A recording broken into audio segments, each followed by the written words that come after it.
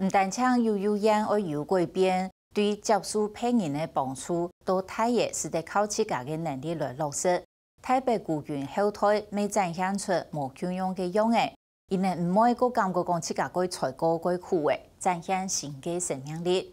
喺台北拍动出世嘅孤军第三台审批时，其后上百后上嘅累计台曼谷可以一抗咖啡店诶，用头摆才推到台面边界一道北嘅云南人民反恐志愿军第三军934来安名做934咖啡。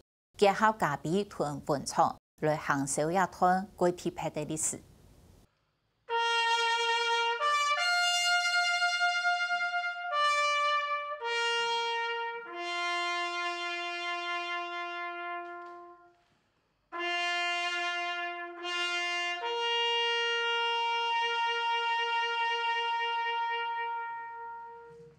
中央项目的温泉桥伫英港巷谈起来很不印象。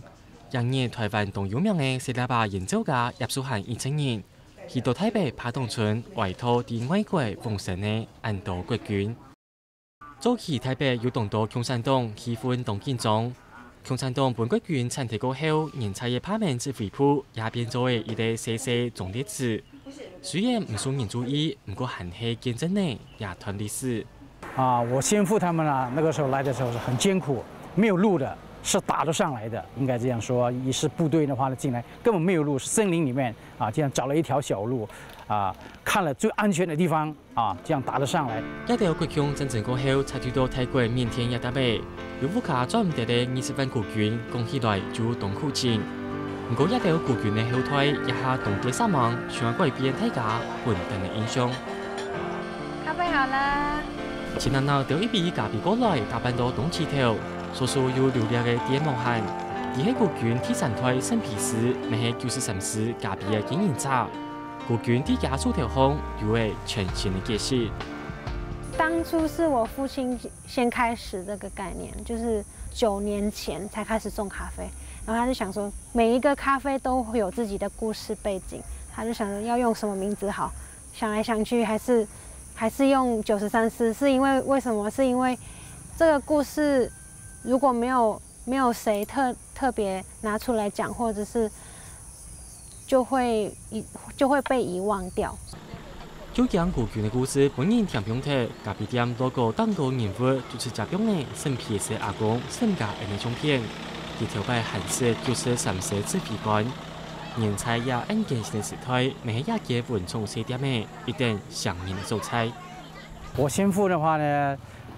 早期的话呢，他是在陆军官校17期毕业的也参加过这个在抗日的时候这个抗日战8年抗战，后来呢就是国共嘛，这个红军我们跟这个共产党在打的，后来的话就这个云南反共救国军出来以后呢，盘踞在泰国，在泰国呢，我先父呢就带着这个7个大队的这个部署的话呢，来帮泰国了打这个苗共。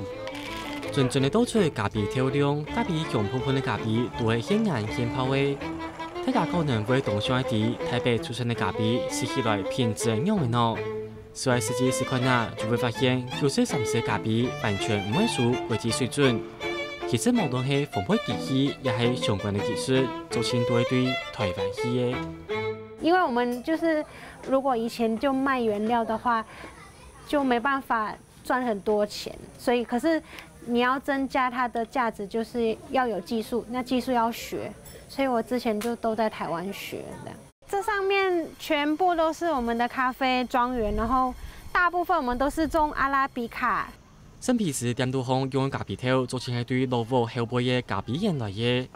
佢喺台湾淘汰好嘅时节，是去咖啡店打工，学校运用嘅泡咖啡。反倒咖啡也是样嘅，喺泰国应该会有生意好做。佢主动采树落成去做，为带动故乡产业升级转型。